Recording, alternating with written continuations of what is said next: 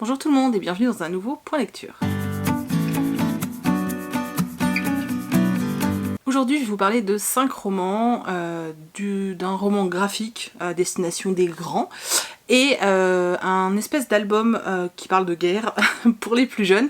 Et du coup on va commencer maintenant. Le premier roman dont je vais vous parler, il s'agit de Lune d'ivoire de Julie Esbeau. Je pense que ça se prononce comme ça, aux éditions Pocket Jeunesse. Alors ce livre, c'est l'histoire de, je me souviens plus de son nom, Cole, qui a 17 ans. Alors on est un peu à la préhistoire, hein. On est à l'époque de l'homme des cavernes, mais un peu comme si cette époque-là était déplacée dans le futur. C'est super chelou. Donc on est avec Cole, qui est un jeune homme de 17 ans, qui vit donc dans sa tribu, dont son père est le chef. Il a un frère plus jeune que lui. Et dans leur tribu, en fait, il y a un gros souci, c'est qu'il n'y a pas de femmes. En tout cas, pas de femmes en âge d'être épousées. Du coup, c'est un gros souci hein, pour la tribu, parce que du coup, Cole et son frère ne vont pas pouvoir se marier et procréer. Voilà, sauf que bah, là-bas, à ce moment-là, à part chasser le bison et faire des bébés, tu fais pas grand-chose. Hein, hein. Jusqu'au jour où le chef d'un autre clan va venir avec ses 2 filles en visite, entre guillemets, et où Cole va faire la connaissance de Mia. Ils vont apprendre tous les deux que leurs 2 clans étaient un peu en guerre pendant un moment et aujourd'hui ils essayent de rattraper tout ce qui s'est passé. L'idée c'est un petit peu de les mettre ensemble hein, pour faire des bébés et puis bon bah forcément les mariages et les mariages servent comme dans beaucoup de situations à créer une alliance entre des clans. Voilà, donc en fait on est dans des histoires de clans à l'époque des hommes des cavernes et il se passe rien en fait, il se passe rien d'autre. Il y a quelques petits secrets politiques, hein, si on peut parler de politique, mais c'est tout. Je me suis ennuyée comme un rat mort dans ce bouquin, heureusement qu'il est très court, mais il ne se passe rien, les personnages n'ont aucune profondeur. Maintenant voilà, si vous voulez lire de la romance entre 2 personnes sous fond de caverne et de chasse de mammouth, pourquoi pas. Maintenant j'avoue que j'ai pas très bien compris le but du livre, je crois que c'est un tome 1, alors effectivement on sent qu'il va y avoir, qu'il y a eu des espèces de mensonges dans certains clans et qu'il va y avoir une espèce de guerre qui va exploser. Je pense que peut-être les autres tomes vont être plus intéressants parce qu'on sera peut-être plus justement dans cette guerre politique entre les clans et pas seulement dans cette espèce d'amourette entre Cole et Mia, entre le frère de Cole et une autre fille qui est déjà promise à un autre gars, enfin bon. Voilà, c'est vrai que là on nous ébauche vite fait le truc, mais il se passe rien en fait. Pour le coup il ne se passe rien et c'est bourré de longueur. Et moi je me suis profondément ennuyée. Je vous dis peut-être que la suite, s'il y a un développement plus intéressant et si effectivement là on rentre vraiment après dans l'espèce de guerre des clans, ça sera peut-être plus intéressant. En tout cas là pour le moment moi voilà. Et sincèrement quand j'avais commencé à entendre des avis qui parlaient justement d'époque préhistorique, et ça m'a un peu perturbée parce que voilà, j'avais pas lu le résumé en entier, et c'est vrai que dedans c'est écrit, hein, Cole n'a que 2 objectifs, chasser le mammouth et protéger sa famille contre les tigres à dents de sabre. Voilà. C'est tout. Je peux pas vous dire autre chose de ce livre. Je vais maintenant vous parler de AI, Amis imaginaires, de Betty Piccioli, aux éditions Castlemore. C'est un livre qui est sorti au mois d'août, donc tout fraîchement sorti. Un livre jeunesse, et c'était trop bien. La couverture est très choupi déjà, et l'histoire c'est super original, j'ai vraiment beaucoup aimé en fait. Donc dans cette histoire, on est dans un monde en fait, où 5 ans auparavant, les amis imaginaires des enfants ont commencé à entrer dans le monde réel, à apparaître dans le monde réel. Ça s'est fait par vagues, donc une tous les ans, mais personne ne sait comment ces amis imaginaires sont arrivés ici. Alors vous vous doutez bien que ça donne des situations assez cocasses, parce que forcément un enfant qui a un ami imaginaire, il s'invente des choses incroyables. Ça va pas juste être son ami imaginaire. Alors ça peut hein, être juste un autre petit enfant, mais très souvent c'est un animal, c'est un truc assez farfelu. Donc là dans le monde on se retrouve avec des êtres assez spéciaux on va dire. Et nous on va suivre donc Elena qui avait comme ami imaginaire John, qui est un lion, mais un lion dandy, hein. C'est un lion dandy un petit peu british comme ça, qu'elle avait imaginé en revenant d'un voyage en Angleterre tout simplement. Quand John apparaît pour de vrai sur le tapis de sa chambre, elle va être étonnée, mais sans plus que ça non plus. Elle est surtout très heureuse de retrouver son meilleur ami. Sa famille va accepter de garder John avec eux, ce qui n'est pas le cas de toutes les familles. Certains amis imaginaires vont être rejetés par la famille de l'enfant et vont se retrouver un peu à la rue ou dans des espèces de de foyers spéciaux pour les haïs. Donc John va commencer à vivre avec eux. Le lien qui unit en fait Elena et John est très très fort, ce qui va un petit peu affecter les relations qu'elle peut avoir avec ses parents, puisque finalement seul John va compter pour elle, et John de toute façon n'est là que pour son humain réel. Voilà, donc ils ont leur petite vie tous les deux, sauf qu'en fait un jour les enfants qui ont des amis imaginaires vont commencer à disparaître. Donc ça va commencer par tous les enfants qui ont vu leur ami imaginaire apparaître dans la dernière vague. Donc là tous les enfants vont disparaître, mais pas les amis imaginaires. Et en fait c'est dégressif comme ça au fur et à mesure jusqu'à ce que tout le monde disparaisse, enfin jusqu'à ce que tous les enfants disparaissent. John commence à avoir très très peur parce qu'il se dit que même si Elena fait partie de la première vague et que du coup elle a encore un peu de temps, il sait qu'elle va disparaître et pour lui c'est juste inacceptable. Il va décider de tout faire, mais de vraiment tout faire, quitte à même se mettre en danger et à intégrer quelque chose de franchement pas super cool. De tout faire en fait pour sauver Elena. Du coup voilà, il va partir en quête de sauvetage et on va découvrir qu'il y a pas mal de magouilles entre le monde des animaux, enfin des amis imaginaires, parce que c'est pas que des animaux, et l'univers des humains. J'ai trouvé l'idée super originale. On a plein de thèmes abordés, j'ai trouvé super riche. On a ce côté justement, le lien qui peut unir en fait un enfant à un ami imaginaire, l'importance que ça peut avoir dans sa vie. On a le rôle un petit peu des parents, même s'il y a quand même un gros moment où ils sont effacés, mais au bout d'un moment on a une belle leçon de vie au niveau des parents, j'ai trouvé ça assez cool. Et puis on a tout ce qui est un peu aventure qui était vraiment chouette. J'ai trouvé ça vraiment cool, il me semble que c'est le premier roman de l'auteur. Bah franchement voilà, moi je vous le conseille très très fortement si vous aimez comme moi, les livres jeunesse, je pense que vous allez franchement passer un bon moment. Ça se lit tout seul, c'est frais, c'est vraiment sympa. Il y a pas mal, si je me souviens bien, il y a quand même pas mal de petits rappels à notre monde, à nous et à ce qu'on a pu, voilà, ce qu'on peut connaître, ce que je trouve plutôt chouette. Voilà, j'ai passé un super moment de lecture et je vous le recommande très très très très très très chaudement. Une autre belle surprise, il s'agit de Clean de Juno Dawson. Dans cette histoire, on va suivre Lexi, qui est une jeune privilégiée, une jeune femme, une jeune fille de la haute société anglaise, une jeune femme russe, hein. Son père a fait fortune et voilà, ils ont vraiment beaucoup d'argent. Sauf que Lexi va se laisser tomber tout doucement dans la drogue, clairement, et le jour où son petit ami, qui est aussi son dealer, va appeler son frère, donc le frère de Lexi, donc Nick, pour lui dire qu'elle est en train de mourir. Il va venir la récupérer, sauf qu'en fait il va la mettre dans un centre de désintox. Elle va pas du tout accepter au départ parce que forcément elle n'a pas de problème, elle n'est pas dépendante, elle ne voit absolument pas ce qu'elle fait là, et elle refuse tout en fait, jusqu'à ce qu'elle, au fur et à mesure, intègre bien l'idée qu'effectivement elle a peut-être un problème. Je vais pas aller trop au-delà au niveau du résumé parce que je veux pas vous spoiler. Ce qui est vachement intéressant dans ce roman, c'est qu'on parle donc de cette clinique qui est quand même une clinique pour les privilégiés, hein, qui a été créée par une femme qui apparemment a perdu, il me semble, si je me souviens bien, qui a perdu son enfant suite à une overdose. Donc c'est quand même un endroit où il y a quand même que des gens qui ont beaucoup d'argent, hein. Et puis bon, c'est un peu un centre fermé comme on verrait dans les films américains. Pour en avoir visité certains, je peux vous assurer que les centres de désintox en France, c'est pas du tout un club de vacances comme dans le livre, donc pour moi c'est pas très très réaliste. Je ne sais pas de quoi s'est inspirée l'autrice pour créer son centre. En tout cas, si les centres de désintox étaient réellement comme ça, peut-être que ça attirerait un peu plus, je ne sais pas. Bref, ce qui est vachement intéressant, donc, je disais, c'est qu'en fait, on parle des addictions en général. Là, on va parler donc principalement de Lexi, donc de l'addiction qui la touche, elle, donc la drogue, mais on va aussi énormément parler d'autres addictions, l'addiction au sexe, l'addiction à la bouffe, l'addiction à l'alcool, voilà, on va parler de tout ça, puisque dans ce centre, elle fréquente d'autres adolescents.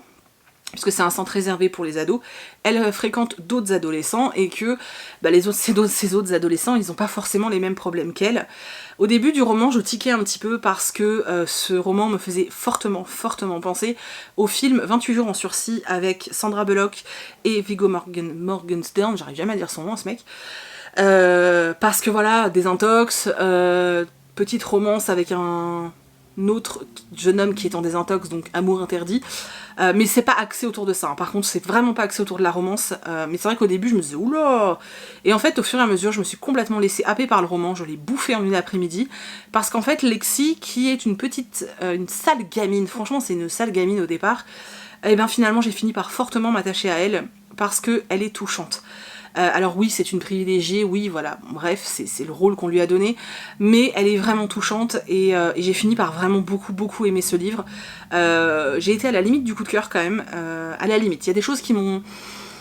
Il y a quand même des petits trucs qui m'ont un peu dérangé, pas des gros trucs, c'est pour ça que je vais pas mettre l'accent dessus, je vois pas vraiment l'intérêt, parce que si vous ne les voyez pas, ce serait dommage que je les pointe du doigt et que ça vous titille pendant tout le roman, puis surtout que c'est vraiment pas... voilà, c'était pas dramatique en soi. Mais voilà, on a vraiment frôlé le coup de cœur, j'ai passé un très bon moment de lecture. Ouais, je peux vraiment vous le conseiller. Je pense que pour les ados, ça peut franchement être pas mal en plus de voir les dégâts de la drogue. Parce que je trouve que maintenant c'est très banalisé, hein. C'est-à-dire que moi, quand j'étais au lycée, ce qui était banalisé c'était la beuh et le cannabis. Aujourd'hui j'ai l'impression que les ados, la beuh et le cannabis c'est l'équivalent de la clope, et que finalement en soirée il faut se sniffer une petite ligne. Ou prendre une petite pilule. Moi ça me fait flipper, et c'est vrai que je trouve que dans la société d'aujourd'hui où finalement on banalise quand même beaucoup de choses, faire un petit rappel aux ados que c'est pas normal de consommer de la drogue, et surtout pas autant que ça, c'est plutôt pas mal. Enfin bref, moi j'ai adoré ce roman, je vous le conseille vraiment si le sujet peut vous intéresser, c'était vraiment chouette. Si le début vous agace un peu, accrochez-vous, parce que je vous assure que moi, les 100 premières pages, j'étais vraiment pas convaincue. Voilà, les 100 premières pages, non, ça me plaisait pas plus que ça. Et alors, en fait, après, une fois que j'ai commencé à m'attacher au personnage, voilà. Mais après, c'est une question d'alchimie. Si vous vous attachez pas au personnage, ça risque d'être compliqué à lire. Mais si vous vous attachez au personnage, ça va le faire. Très très bien. Je vais maintenant vous parler de Nous les filles de nulle part, de Amy Reed. Les sujets sont très wouh en ce moment dans mes lectures. Alors ce livre, je suis mi-figue, mi-raisin. J'aurais réussi à placer cette expression dans une vidéo, je suis fière de moi. Bref, il est lourd. Alors il y a des choses que j'ai adorées et il y a d'autres choses qui m'ont fortement gonflé dans ce roman. On va suivre Grace qui intègre un nouveau lycée en fait, parce que donc sa mère est pasteur, mais un certain type de pasteur, je vais pas rentrer dans les détails, et en fait ça s'est mal passé dans l'endroit où ils étaient avant, donc ils ont dû déménager pour qu'elle puisse reprendre une assemblée, je sais pas trop comment dire ça parce que c'est pas la même chose que le christianisme. Et en fait, donc Grace intègre un nouveau lycée et elle va découvrir que la maison dans laquelle elle a emménagé est l'ancienne maison en fait d'une jeune fille qui a dû partir précipitamment parce qu'elle s'était fait violer par plusieurs garçons pendant une soirée, et que quand elle les a dénoncés, personne ne l'a cru, et ça a très mal fini pour elle. Et du coup, en fait, Grace va vite se rendre compte de ça, parce qu'elle va trouver des trucs gravés sur les murs de la chambre, et elle va commencer à vraiment s'intéresser à cette histoire, et ça va commencer vraiment à... pas à l'obséder, mais vraiment elle veut comprendre et elle veut l'aider, et même si cette ado n'est plus là, elle veut l'aider. Elle va faire la connaissance d'autres personnes, et elles vont créer un groupe de filles, donc les filles de nulle part, qui sont là en fait pour soutenir les autres filles et pour dire stop, on n'est plus d'accord. Elles vont mettre en place des réunions, elles vont faire plein de choses comme ça. J'en dis pas plus parce que je trouve que j'en dis déjà beaucoup, mais si je veux vous en parler derrière, je suis obligée de vous dire au moins ça. Voilà, au moins ça. Donc voilà, elles ont créé ce groupe qui est censé être un groupe en fait pour ouvrir la parole finalement. C'est pas français mais c'est... voilà. Pour ouvrir un débat, ouvrir vraiment des choses et pour faire comprendre qu'il y a de réels problèmes dans les lycées américains, ça se passe aux États-Unis, hein. Donc dans les lycées américains, dans les facs américaines où il y a quand même énormément de viols, je pense que vous êtes au courant, mais c'est assez affligeant. Au niveau agression sexuelle, ils sont quand même très très forts les Américains, hein. Surtout les jeunes. Et en fait à chaque fois c'est la faute de la fille. Voilà, on est encore dans ce thème là où c'est un peu la faute de la fille. Et elles, en fait, elles vont vouloir dire non, c'est bon, stop. Donc elles vont créer ce groupe qui est un groupe d'entraide et de paroles, qui va créer tout un truc, enfin ça va partir dans tous les sens. Il y a beaucoup de débats entre elles, il se passe beaucoup de choses. Il y a des choses qui sont vraiment très chouettes, des débats, alors des fois c'est d'une longueur. Des fois en fait t'as l'impression de passer toute la soirée avec elles, hein, donc tu sais tout ce qu'elles ont dit, moi au bout d'un moment je dis c'est bon, raccourci quoi. Donc ça par contre ça m'a gavé, je te vous le dis, hein, franchement il y a des moments je dis c'est bon, on s'en fout, qu'elle est en train de boire une canette de coca, je m'en tape en fait, c'est bon, accélère quoi. Et il y a des moments où le sujet est très intéressant parce qu'il y a des débats, les ados ne sont pas d'accord entre elles et ça crée un réel débat. Et ça c'est super intéressant pour que le lecteur justement puisse se positionner, se questionner. Et c'est ça que j'ai aimé en fait dans ce livre, c'est que à travers les discussions et les échanges qu'elles ont entre elles, elles entraînent le lecteur à justement se questionner en fait, se questionner et chercher à savoir ouais mais alors moi je pensais ça mais finalement oui l'argument qu'elle a donné c'est pas faux, est-ce que nanana, enfin voilà, j'ai trouvé ça super bien foutu. Par contre il y a tout un passage dans le début du roman où Grace va à la messe pour participer à la messe de sa mère et on se tape le prêche de sa mère, ça m'a gonflé. Même s'il y a des messages dedans, ça m'a gonflé, voilà, je me suis pas mis dans un livre pour être à l'église les gars, hein, donc voilà, mais c'est très américain aussi. Il y a beaucoup de clichés américains dans ce livre en fait, quand tu remarques bien, voilà. C'est un livre qui reste intéressant, qu'il faut quand même lire avec du recul et qu'il faut quand même lire avec du recul. Il faut pas le mettre dans les mains des plus jeunes, c'est clair. Il y a quand même des scènes décrites, il y a quand même des choses qui sont pas évidentes parce que toutes les filles, mais vraiment toutes les filles de ce roman se rendent compte que finalement à un moment ou un autre de leur vie, elles ont subi une agression sexuelle. Je parle pas forcément d'un viol, mais ça peut être un attouchement, ça peut être une parole, ça peut être beaucoup de choses comme ça. Et ça aussi c'est pareil, ça peut éveiller les consciences parce que finalement ça permet de prendre conscience que même nous en tant que femmes, ça nous est à tout arrivé, faut être honnête, que ce soit dans le métro un mec qui se frotte un peu trop, que ce soit des paroles, que ce soit, voilà, ça nous arrive à toutes, c'est bien triste d'ailleurs, mais c'est des choses qui existent, et si ça peut faire prendre conscience aux gens que non, il faut pas se laisser faire, et que c'est pas normal surtout, ça c'est important, ça peut être cool, mais je vous dis, il y a quand même des petites choses qui... Voilà, je trouve pas que ce soit non plus extrêmement bien fait dans ce livre, parce que des fois ça me faisait peut-être un petit peu tiquer quand même. Voilà, ça peut amener une réflexion, c'est plutôt intéressant. Maintenant, faut pas, voilà, le faites pas lire à vos ados de 14 ans, hein. Par contre, c'est non, hein, je vous le conseille pas. Maintenant voilà, si vous avez envie de lire un livre sur le sujet, ça peut être vachement intéressant. Si vous avez envie peut-être de vous remettre en question aussi, parce que c'est vrai qu'on a toutes, tous et toutes, pardon, un point de vue hein, sur le sujet bien sûr, ça peut aussi vous permettre de voir d'autres choses, et c'est quand même vachement cool de voir un roman où les filles ne sont pas des victimes simplement, parce que finalement vous avez beaucoup de romans sur le sujet où la fille est une victime tout le long du roman, et puis à la fin du roman, enfin tu vois, elle se sort les doigts des fesses et elle y va. Là, non. Là, dès le début du roman, Grace, elle dit c'est bon, il y en a marre, on n'est pas des victimes, il n'y a pas de raison qu'on se laisse faire. Alors il y a des choses qu'elles choisissent de faire pour se rebeller que j'ai trouvé complètement ridicules, genre la grève du sexe. Voilà. Par contre, il y a un des personnages qui leur dit clairement, et ça j'ai trouvé ça cool, qui leur dit mais c'est débile, parce qu'en fait en voulant les punir eux, on se punit nous aussi, parce que ça voudrait dire que, sinon que finalement le sexe c'est que du bonheur pour l'homme, et que la femme elle ne fait que subir, alors que ce n'est absolument pas vrai. Il y a plein de femmes qui aiment le sexe, et heureusement, et ça j'ai trouvé cool, qu'il y ait quand même un personnage qui vienne intervenir en disant wow, c'est pas parce qu'on aime le sexe qu'on est des salopes, et du coup je vois pas pourquoi on devrait nous aussi se punir, tu vois. Ça j'ai beaucoup aimé, mais c'est vrai que leur espèce de grève du sexe, j'étais en mode non, en fait, le sexe n'est pas une arme les gars, enfin voilà.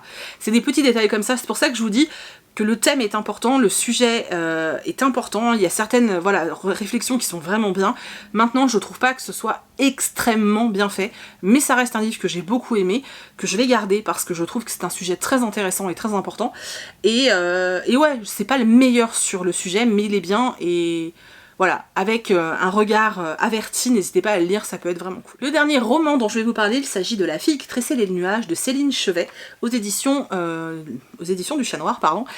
Alors, j'ai mis longtemps, entre guillemets, à sortir ce livre parce qu'il me faisait extrêmement peur. Il m'attirait énormément et en même temps il me faisait très peur. J'avais peur de je sais pas quoi d'ailleurs. Peut-être qu'il soit trop onirique ou des choses comme ça parce que c'est pas quelque chose qui me parle. Et ça me faisait un petit peu peur. Et en fait, parce que finalement, la 4e de couverture nous en donne vraiment pas trop, on a vraiment l'impression qu'on va partir dans un roman totalement onirique où on va peut-être rien comprendre, mais c'est pas du tout le cas, je vous rassure, mais pas du tout. C'est un vrai roman, normal, entre guillemets, hein, on se comprend, avec une vraie histoire, et un roman en plus qui est méga touchant, hyper surprenant et tellement beau, et je l'ai trouvé très bien écrit en plus. Et vraiment, bah, c'est comme Clean, c'est la grosse surprise, c'est-à-dire que je l'ai ouvert, je n'ai jamais pu le lâcher, et j'étais trop bien, et j'ai kiffé, et c'était génial, voilà, il est génial.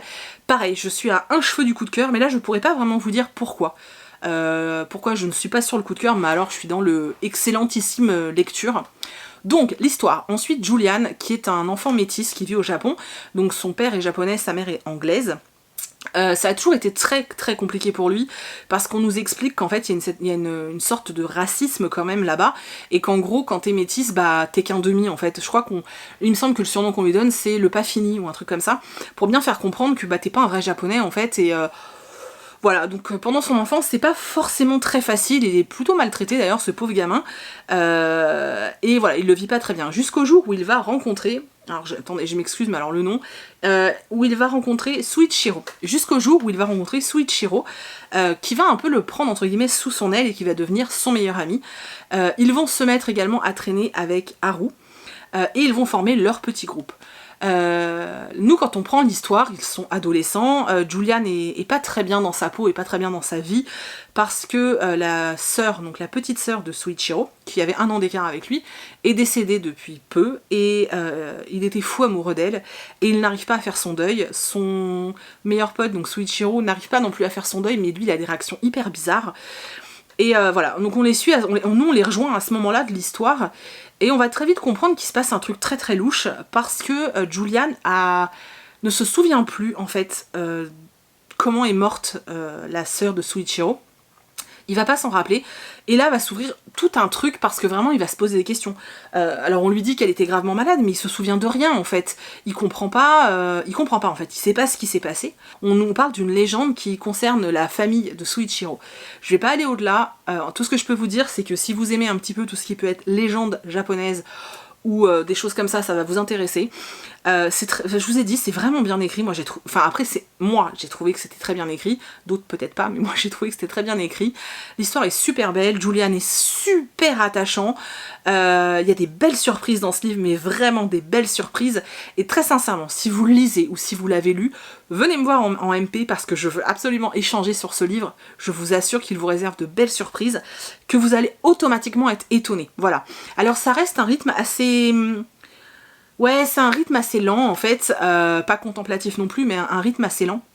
Mais ça prête bien, mais en fait c'est bon pour le roman, c'est vraiment ce qu'il faut. Et je peux vous assurer que quand vous l'aurez fermé, vous allez me dire ah ouais ok, ok. Moi j'ai juste adoré, c'était génialissime, je vous le conseille de tout cœur.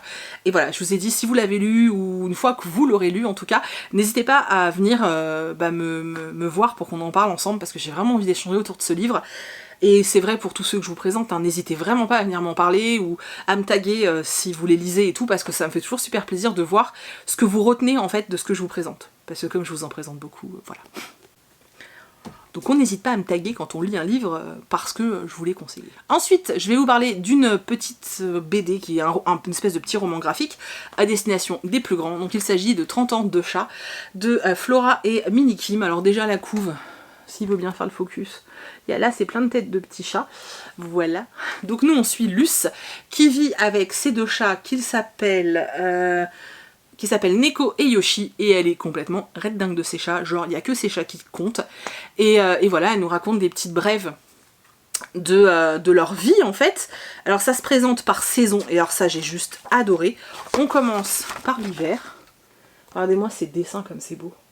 Voilà, donc ça se présente par saison, et ensuite vous avez voilà ce type de planche. Alors je peux vous assurer que si vous avez des chats, vous allez retrouver des situations que vous vivez au quotidien. Moi j'étais morte de rire et j'étais en mode ah ouais c'est trop vrai. Si vous aimez les chats, vous allez vous amuser, vous allez rire. Maintenant si vous êtes totalement réfractaire aux chats, n'y allez pas, c'est pas pour vous. Hein. Moi j'ai passé un super moment, Chris l'a lu parce qu'en fait il m'a vu me marrer comme une baleine. Du coup il l'a lu Effectivement, il vous en a parlé dans un vlog, il a beaucoup aimé, il lira le deuxième aussi avec grand plaisir. Et puis c'est super agréable de voir un personnage comme ça qui aime autant ces animaux, je trouve ça vraiment chouette. Et de voir que ces deux animaux, c'est des petits enfoirés, hein, parce que c'est vraiment ça. C'était trop mignon, c'était drôle, c'était frais, et je me suis éclatée. Vraiment, je vous le recommande, donc c'est chez Bambou Édition, et franchement, si vous aimez les minous, allez-y, vous allez vous marrer. Voilà. Et du coup, le dernier petit livre que je vous présente, il s'agit de La véritable histoire de Rintintin de Verdun à Hollywood, de Jean-Michel Derrex et Clément Masson, aux éditions Pierre de Taillac. Pouh, ça faisait beaucoup de noms tout ça. Je vous avais déjà présenté l'histoire d'un chat, Simon je crois, je sais pas, il est dans le salon donc je ne sais plus.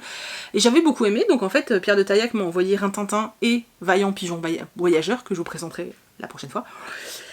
Du coup j'ai lu Rintintin et c'était super cool, voilà, parce que pour moi Rintintin c'était juste le chien à la télé, hein, je me suis jamais posé plus de questions que ça, et en fait là c'était sympa de savoir que c'est un Américain qui a trouvé Rintintin en France, qu'il l'a secouru, pourquoi il l'a gardé, qu'est-ce qu'il s'est passé et comment Rintintin est devenu une star de la télé, voilà. Et savoir aussi que toute la progéniture de Rintintin s'appelle tous Rintintin, tu vois, je pense qu'il les numérote. Je pense qu'il les numérote, ouais, Rintintin 1, Rintintin 2, Rintintin 3, enfin, tu vois le genre quoi. Voilà, en tout cas c'était vraiment cool, j'ai passé un chouette petit moment de lecture, et encore une fois, comme je vous disais pour le précédent en fait, sur Simon, et ben c'est une jolie façon en fait d'aborder un petit peu certaines époques de l'histoire en fait avec les enfants. Donc voilà. Oui, c'est très court pour un Tintin, en même temps le livre il fait 30 pages, voilà, je ne peux pas vous en dire plus, je veux juste un petit peu éveiller votre curiosité pour que si vous le voyez quelque part, vous soyez intrigués. Voilà. Donc c'en est tout de ce point lecture. Comme vous avez vu, c'était plutôt des bonnes lectures, c'est vraiment chouette. Vraiment, je suis très contente. N'hésitez pas, comme je vous ai dit, à me taguer, que ce soit sur Insta, que ce soit partout en fait. N'hésitez pas à me taguer si vous lisez des livres suite à mes recommandations, j'adore savoir ce que vous lisez après, ça me fait toujours super plaisir. J'espère que la vidéo vous a plu, que vous avez fait des belles découvertes, que je vous ai tenté quand même avec 1 ou 2 titres. N'hésitez pas à me dire ceux qui vous tentent le plus. Et voilà, c'est tout. Du coup, je vous laisse parce que j'ai extrêmement chaud. Voilà. Je vous fais plein de très très gros bisous et je vous dis à je sais pas quand dans la semaine pour un book haul.